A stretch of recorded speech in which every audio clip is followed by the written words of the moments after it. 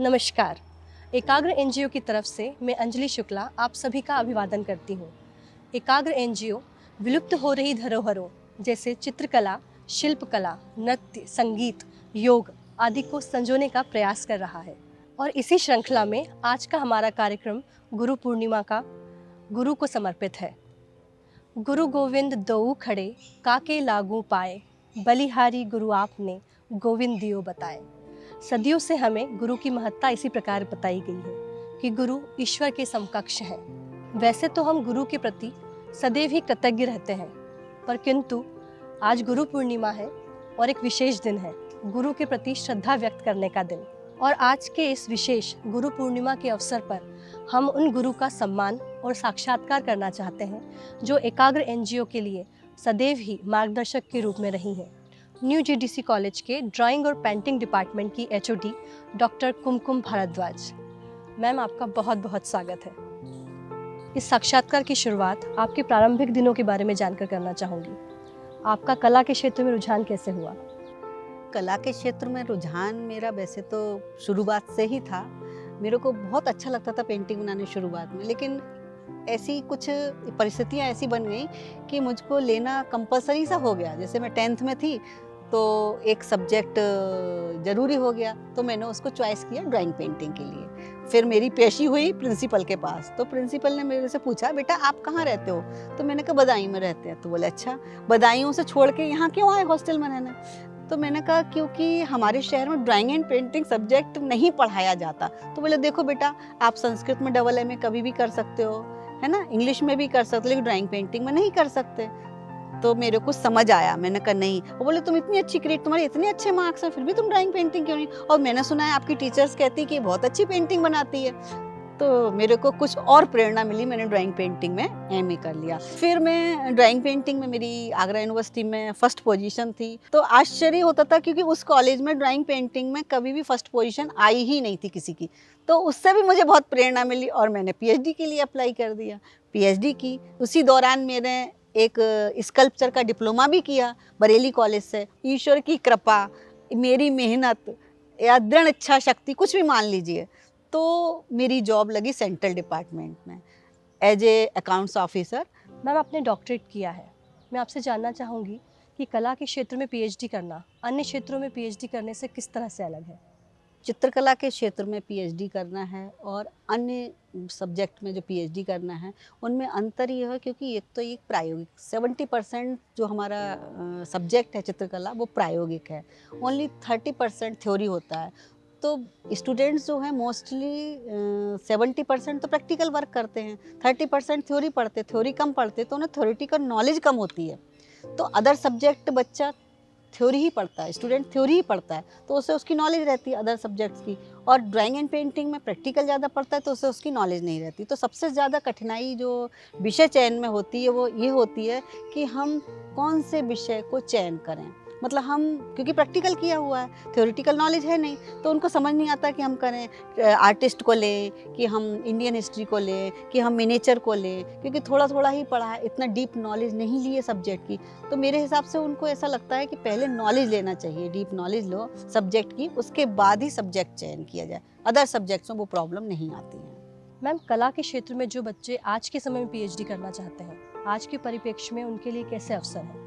PhD करने का मतलब ही यह है कि वो स्टूडेंट एकेडमिक लाइन में जाना चाहता है और as a teaching professor, as a assistant professor वो चाह रहा है। तो एज ए असिस्टेंट प्रोफेसर आजकल वर्तमान में आप देख रहे हैं बहुत सारी प्राइवेट यूनिवर्सिटीज़ भी खुल गई हैं जिनमें फाइन आर्ट्स है सब्जेक्ट। तो as a assistant professor, as a teacher वहाँ अपना कैरियर बना सकते हैं। गवर्नमेंट कॉलेजेज हैं, प्राइवेट कॉलेजेज भी हैं। और इसके अलावा मध्य प्रदेश लोक सेवा आयोग हमेशा वैकेंसीज निकालती है प्रोफेसर के लिए, तो उसमें अप्लाई कर सकते हैं। इसके अतिरिक्त राजस्थान लोक सेवा आयोग है, उत्तर प्रदेश लोक सेवा आयोग है, बहुत सारी वैकेंसी निकलती हैं। पीएचडी का तो यही लाभ है। मैम, हम देखते हैं कि आज के समय में जो बच्चे कला के क्षेत्र में आगे जाना चाहते हैं तो उनके माता पिता थोड़े हिचकते हैं क्योंकि उन्हें लगता है कि कला के क्षेत्र में इतने अवसर नहीं है। इस बारे में आपकी क्या राय है? ऐसा नहीं है कि कला के क्षेत्र में अवसर नहीं है। वर्तमान परिस्थिति में स्टूडेंट्स बहुत आगे बढ़ रहे हैं और एनिमेशन है, प्रोफेशनल आर्टिस्ट है, टीचिंग लाइन है, टीचिंग लाइन में भी सेंट्रल स्कूल है, नवोदय विद्यालय है, बीएड में एक आर्ट एंड क्राफ्ट का टीचर बहुत हो रहा है, मतलब रखे जा रहे हैं स्टूडेंट्स। तो ऐसा नहीं है, और आपत्ति इसलिए लेते हैं, एक्चुअल में क्या है ना कि पेरेंट्स की सोच ये रहती है कि मेडिकल लाइन, इंजीनियरिंग लाइन, इनमें ही कैरियर है, और वास्तविकता में देखा जाए कि जो ड्राइंग पेंटिंग सब्जेक्ट है उसमें कोई कंपनी प्लेसमेंट के लिए नहीं आती है, स्टूडेंट को खुद संघर्ष करके आगे बढ़ना पड़ता है। तो स्टूडेंट्स भी जो हैं, बच्चे भी जो हैं, इतना संघर्ष नहीं करना चाहते। उनको लगता है कि बस पढ़ाई पूरी की और प्लेसमेंट के लिए कंपनी आ जाए और हम अपना नौकरी स्टार्ट कर दें। लेकिन यहाँ ऐसा नहीं है, यहाँ कई सारे वर्षों की तपस्या के बाद ही कोई कलाकार एमिनेंट आर्टिस्ट बनता है। शायद मुझे लगता है पेरेंट्स को अपने बच्चों की अनुमान है कि वो उतना संघर्ष नहीं कर पाएंगे, इसलिए वो मना करते हैं। और बच्चे आगे बढ़ रहे हैं, हमारे स्टूडेंट्स बहुत आगे, बहुत सारी कंपनीज में हैं। आपका जैसे पीथमपुर में शू कंपनी है, तो उसमें एज ए डिज़ाइनर बन सकते हैं। प्रोफेशनल आर्टिस्ट तो सबके लिए खुला हुआ है। बाकी टीचिंग लाइन में, और इंदौर में आप देखिए, इंदौर में जितने भी स्कूल हैं उनमें सभी स्कूल में as a art and craft teacher हमारे कॉलेज के स्टूडेंट्स ही जॉब पे लगे हुए हैं। प्राइवेट ठीक, कोई दिक्कत नहीं है, गवर्नमेंट के भी ऑप्शंस हैं। कोविड के बाद आप कला और व्यक्ति के परस्पर संबंध को कैसे देखती हैं? कोविड के समय में यदि देखा जाए तो जो आर्टिस्ट हैं, एक्चुअल में जो आर्टिस्ट हैं, जिनको पेंटिंग का कुछ सीखा हुआ है, उन्होंने तो पेंटिंग बनाई ही। इसके साथ साथ जो थोड़ा सा भी कुछ स्केचिंग करना जानते थे, कलरिंग करना जानते थे, कोविड के टाइम में उन्होंने भी अपना टाइम इंगेज करने के लिए, अपने इंटरेस्ट के लिए, अपनी हॉबी बाहर निकालने के लिए। और ऐसा मान लो, कोविड एक ऐसा समय था जो पूरा देश लॉकडाउन में था, सुविधाएं नहीं थी, फिर भी कलाकार काम कर रहे थे। और जो ऑनलाइन एग्जीबिशन का ट्रेंड है वो कोविड से ही आया है। बहुत ज़्यादा काम हुआ है कोविड के समय में। और साधारण व्यक्ति को भी, जिसने जरा सा भी पेंटिंग बनाई, स्केचिंग की, तो उनको इतनी मानसिक शांति मिली थी। एक अज्ञात भय था उस समय व्याप्त व्यक्ति में, हर इंसान में अज्ञात भय व्याप्त था। तो वो ये चाह रहे थे कि कैसे भी तनाव से मुक्त हों, शांति मिले, हमको ऐसा नहीं लगे कि कोई आतंकवादी प्रवृत्ति जैसी पैदा हो रही है। क्योंकि ऐसा लग रहा था, जैसे सुनने में आता था कि उसको कोविड हो गया, अरे ऐसा लगता था जैसे कि घर में कोई आतंकवादी घुस आया हो। तो उन सब परिस्थितियों से दूर रखने के लिए बहुत आवश्यक था। कोविड में बहुत सारे कलाकारों ने, और मैंने भी बहुत सारी पेंटिंग्स बनाई थी, तो ऐसा बनाया कि हम कोविड से इस तरीके की प्रवृत्ति डेवलप की कि हम कोविड से नहीं डर रहे हैं, हमको कोविड से डर नहीं लगा। हमने कोविड को, जो कोविड का वायरस था, वायरस को हमने एक जेल बना के उसमें बंद कर दिया, यानी कि हम उससे डर नहीं रहे, कोविड हमसे डरेगा। तो इस तरीके की पेंटिंग हमको अपनी आत्मरक्षा के लिए, हमको अपनी नई ऊर्जा प्राप्त करने के लिए इस तरीके की पेंटिंग बहुत सारी बनाई गई, और इनसे बहुत आराम मिला। मैंने एक आर्टिकल भी लिखा था बैम्बू पोस्ट में कि रंगों से किस तरीके से कोविड से दूरी बनाई जा सकती है। तो रंग ऐसे होते हैं, रंगों से व्यक्ति जो है एकदम, उसमें एक ऊर्जा प्राप्त होती है, एक शक्ति मिलती है उससे, और शांति मिलती है, जो तनाव है वो दूर होता है। तो इस तरीके से जो कोविड में कलाकारों ने जितनी भी पेंटिंग्स बनाई हैं, उससे एक समाज में पॉजिटिव, सकारात्मक संदेश पहुंचा है, और आम जनता के जो है उससे बहुत अपने दुख दर्द भूल के उनसे बहुत शांति मिली है उनको। तो मुझे लगता है कि मानसिक स्वास्थ्य के लिए जो कला है बहुत आवश्यक है, और आर्ट थेरेपी पुरानी चलती चली आ रही है, हमारी परंपरा है, और कोविड में भी इसने बहुत आराम दिया है, बहुत शांति प्रदान की है जनता को और पूरे समाज को। मैम, आज के इस समय में डिप्रेशन, तनाव जैसे हमारे साथी हो गए हैं। हम कई डेटा और रिसर्च देखते हैं जो बता रहे हैं कि छोटे छोटे बच्चे आज आत्महत्या कर रहे हैं। इन सबको रोकने के लिए कला किस प्रकार से सहायक हो सकती है?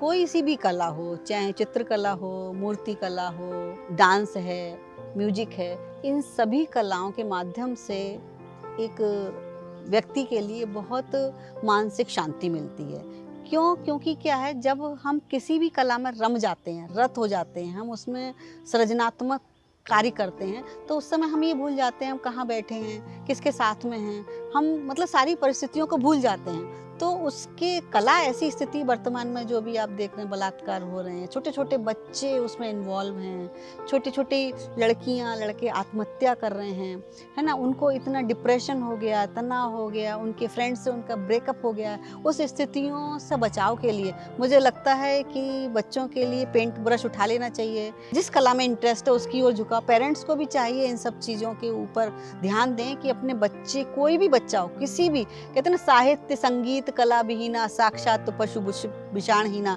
यानी कि व्यक्ति को किसी न किसी ऐसे रचनात्मकता में इन्वॉल्व होना चाहिए। तो कोई भी कला हो, उस कला से जब उसका जुड़ाव होगा तो उसके हमेशा सकारात्मक पक्ष ही सामने आएगा, सकारात्मक विचार आएंगे। नकारात्मक विचार बिल्कुल उसके मस्तिष्क में आएंगे ही नहीं। जब नकारात्मक विचार नहीं आएंगे तो वो किसी भी तरीके का कोई भी अपराध की प्रवृत्ति में इन्वॉल्व नहीं होगा। नशे की हालत क्यों हो रही है आजकल? इसीलिए तो हो रही है क्योंकि किसी में इन्वॉल्व ही नहीं है व्यक्ति, बच्चे को किसी में इन्वॉल्वमेंट ही नहीं है, दूरी बनाई हुई है। तो उनसे दूरी बनाए रखना चाहिए। किस चीज़ से दूरी हमको किससे बनाना चाहिए? इन सब चीज़ों से, और हमें निकट आना चाहिए किसी भी कला के। इसके लिए हमारी भारत सरकार भी बहुत प्रयास कर रही है। नई शिक्षा नीति है, नई शिक्षा नीति में डांस है, पेंटिंग है, म्यूजिक है, इन सबको कंपलसरी सब्जेक्ट कर दिया जिससे कि बच्चे का इन्वॉल्वमेंट उसमें हो, बच्चा पढ़े। जब कंपलसरी किया जाएगा तो वो ज़रूर पढ़ेगा तो उसकी निकटता आएगी तो उसमें सकारात्मकता अवश्य आएगी। मैम, मोबाइल और गैजेट्स के प्रयोग ने हमें कला से कुछ दूर कर दिया है, इस बारे में आप क्या कहना चाहेंगी? हाँ, ये बात तो है कि मोबाइल और जो गैजेट्स आजकल स्टूडेंट्स प्रयोग कर रहे हैं उनसे दूरी हो गई है। क्योंकि आप देखिएगा, जैसे हमारे क्लास में ही स्टूडेंट्स को बोलते हैं पेंटिंग, तुरंत मोबाइल उठा लिया और मोबाइल से पेंटिंग बनाते हैं। तो उनमें जो क्रिएटिविटी है वो क्रिएटिविटी ख़त्म हो गई है। तो मैं पेरेंट्स को भी ये मैसेज देना चाहूँगी कि पेरेंट्स भी एक अपने बच्चों के सामने एक उदाहरण पेश करें कि थोड़ी सी मोबाइल में दूरी बना के रखें। ऐसा नहीं कह रही मैं बिल्कुल आप प्रयोग नहीं करिए, जहाँ आवश्यक है अवश्य प्रयोग करिए। आपको ऑनलाइन एग्जीबिशन करनी है, आप मोबाइल का प्रयोग करिए, है ना। आप एनिमेशन कैरेक्टर बना रहे हैं, आप मोबाइल, आप कंप्यूटर यूज करिए, गैजेट्स यूज करिए, लेकिन आवश्यकता अनुसार ही करिए। आवश्यकता से अधिक जब प्रयोग करते हैं तब वो समस्या पैदा हो जाती है। मैम, भारत में सदियों से गुरु शिष्य परंपरा चली आ रही है। गुरु शिष्य परंपरा को लेकर आप कल और आज में क्या अंतर पाती हैं? कल और आज में बहुत अंतर है, क्योंकि पहले जो स्टूडेंट्स थे वो अपने गुरु की बहुत आदर करते थे, गुरु बोलता था उसको ही फॉलो करते थे। अब आजकल बच्चों में वो चीज़ नहीं रही है। मतलब बच्चे नहीं चाहते कि हम कोई हस्तक्षेप करें उनका, जैसे उनको बोला कि पेंटिंग बनाने के लिए, मैं बिल्कुल इस चीज़ को मना करती हूँ कि नहीं, मोबाइल क्लास में यूज़ नहीं करना, लेकिन चुपके उसका प्रयोग करते हैं, मोबाइल से देख के पेंटिंग बना, तो उनकी रचनात्मकता भी खत्म हो रही है। तो मेरा कहने का मतलब ये, जो कल स्टूडेंट से कहना मानते थे, आदर करते थे, वो आज नहीं है। आज वो चीज़ स्टूडेंट्स में बिल्कुल भी नहीं है। उद्दंडता थोड़ी सी आ गई है। आगे आने वाले समय में मुझे लगता है क्या परिस्थिति होगी नहीं कह सकती। तो जब तक हम अपना आत्मविश्लेषण नहीं करेंगे तब तक हम कलाओं से दूरी बनी रहेगी, गुरु से दूरी बनी रहेगी। तो ये सब चीज़ें बहुत आवश्यक हैं इस समय समाज के लिए। इसलिए मुझे लगता है कि पेरेंट्स को भी चाहिए और स्टूडेंट्स को भी चाहिए कि किसी भी कला से, कोई भी साहित्य, कोई भी कला, उससे निकटता बनाए रखें। भौतिकवादी प्रवृत्ति की ओर ना जाएं, आध्यात्मिक प्रवृत्ति की ओर जाएं। तो वो सब चीज़ें बहुत जरूरी है कि गुरु शिष्य परंपरा को बनाए रखने के लिए। कहते हैं धरा तो महान है ही, जो बीज को पोषण देकर उसे बीज से अंकुर और फिर अंकुर से वृक्ष बनाती है। पर बीज की गुणवत्ता होना भी उतना ही महत्वपूर्ण है। अगर बीज गुणी होगा तभी वह एक महान वृक्ष बन सकेगा और इस समाज को ठंडी छांव और फल दे पाएगा। तो आइए आपको ऐसे ही कुछ गुणी बीजों अर्थात कुमकुम मैम के गुणी स्टूडेंट्स की कुछ झलकियाँ दिखाते हैं और उनसे मिलवाते हैं। नमस्कार, मैं शिखा शर्मा एक इंटरनेशनल आर्टिस्ट हूँ, साथ ही मैं स्वच्छ इंदौर की ब्रांड एम्बेसडर भी हूँ। आप सभी को गुरु पूर्णिमा की बहुत सारी शुभकामनाएं। मैं आपको कुमकुम मैम के बारे में कुछ बताना चाहती हूँ।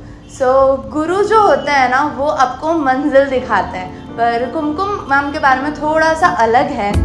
जो मैं फील करती हूँ उनके लिए, स्टार्टिंग से उन्होंने मुझे बहुत ज़्यादा सपोर्ट किया, बहुत ज़्यादा आगे बढ़ाया, कभी भी डिमोटिवेट नहीं होने दिया, बहुत ज़्यादा मोटिवेट किया और मंजिल हर पल उन्होंने मुझे दिखाई कि अब ये करना है, मतलब नेशनल से इंटरनेशनल, वर्ल्ड रिकॉर्ड और बहुत सारी चीज़ें। कुमकुम मैम के लिए यही 2 लाइन है कि उन्होंने मुझे मंजिल तो दिखाई, पर मंजिल के आगे का जो कोहरा था वो भी वो साफ करती गई और मंजिल तक मुझे पहुंचाती गई। बहुत बहुत धन्यवाद कुमकुम मैम, और आप सभी को भी गुरु पूर्णिमा की बहुत सारी शुभकामनाएं। Namaste. I am Rachna Joshi. I am a visual designer. I am working at the Emerald Heights International School. Also, I successfully running my institute, Arzuka Art and Design School in Indore. So, आज गुरु पूर्णिमा के पावन अवसर पर मैं अपनी गुरु Mrs कुमकुम madam को दिल से थैंक यू बोलना चाहती हूँ, क्योंकि आज मैं जो भी हूँ उसका क्रेडिट मैम को जाता है। मैम के सही टाइम पे सही गाइडेंस से ही मैं अपने हर काम को अच्छे से कर पाई हूँ, और वो मेरी प्रेरणा रही है शुरू से। और आज भी मैं जब भी कोई डिफिकल्ट सिचुएशन में होती हूँ तो मुझे सिर्फ एक ही नाम याद आता है, वो है कुमकुम मैम। तो मैडम की जितनी तारीफ की जाए उतनी कम है, और इसीलिए मैं आज सारे जूनियर्स को यही बोलूँगी कि हम बहुत बहुत लकी हैं कि मैम हमारी लाइफ में है। तो आपको जब भी कोई डिफिकल्टी हो आप मैम से कंसल्ट करोगे तो मैम कभी भी आपको मना नहीं करेंगी। Thank you so much for being there. Namaste. I am Nafisa Sefi. I am freelancer and resin artist. I run my own studio named Mamoon Art Studio in Indore. I take classes and also do order works. I won many awards including state, national and international. I am gold medalist in drawing and painting in year 2020. All these achievements possible due to Bhardwaj ma'am. मैं ma'am को बहुत धन्यवाद देना चाहती हूँ। हर हमें हम लोगों को मोटिवेट किया। हम जब भी कॉम्पिटिशन्स में जाते थे तो मैम हमेशा हमें प्रोत्साहित करती थी, हमें आगे बढ़ने के लिए प्रेरणा देती थी। Thank you so much ma'am. Happy Guru Purnima. नमस्ते, मैं doctor Sonali Jain Rahini college of art and design में प्रिंसिपल की पोस्ट पर कार्यरत हूँ। मैं आज जिस जगह पर पहुँची हूँ उसमें कुमकुम मैम का बहुत योगदान है। उन्होंने समय समय पर मुझे मार्गदर्शन दिया, मुझे गाइड किया, जिसकी वजह से ही आज मैं अपना कॉलेज चला पा रही हूँ। यहाँ पर पेंटिंग, अप्लाइड और एनिमेशन जैसे विषयों को पढ़ा पा रही हूँ। कुमकुम मैम ने मुझे समय समय पर कई तरह की सलाह और योगदान दिए हैं। पीएचडी में मुझे हेल्प किया है, एजुकेशन में मुझे गाइड किया है, और मैं चाहूँगी कि इसी तरह कुमकुम मैम का आशीर्वाद मुझ पर बना रहे और मैं आगे बढ़ती रहूँ। नमस्कार। गुरु पूर्णिमा के शुभ अवसर पर आप सभी को ढेर सारी शुभकामनाएं। गुरु और शिष्य के बीच केवल शाब्दिक ज्ञान का ही आदान प्रदान नहीं होता है, बल्कि गुरु शिष्य के प्रति संरक्षक भी होते हैं, और इसी बात को चरितार्थ करती हैं डॉक्टर कुमकुम भारद्वाज मैम। मैम, आपको सादर चरण स्पर्श। आप हमारी गुरु तो हैं ही, इसके साथ ही आप हमारी प्रेरणा सूत्र भी हैं और ऊर्जा के सूत्र भी हैं। मेरी ओर से और एकाग्र एनजीओ की पूरी टीम की ओर से आपको बहुत बहुत धन्यवाद। आपका मार्गदर्शन और सहयोग हमें इसी तरह मिलता रहे। साथ ही मैं हमसे जुड़े हुए सभी सम्मानीय कलाकारों का भी धन्यवाद करना चाहती हूँ। नमस्कार, जय हिंद।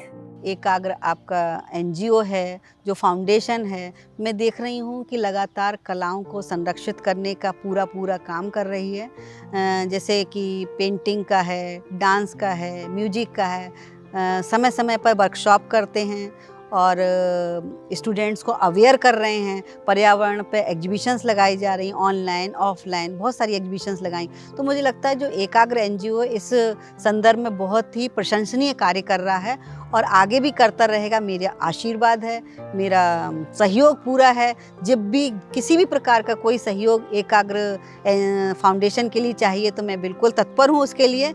और एकाग्र एनजीओ जो है कलाओं को संरक्षित करके, कलाओं को बढ़ावा देके और कलाओं के माध्यम से एक सकारात्मक संदेश देके बहुत सराहनीय कार्य कर रहा है, जो कि प्रशंसनीय है।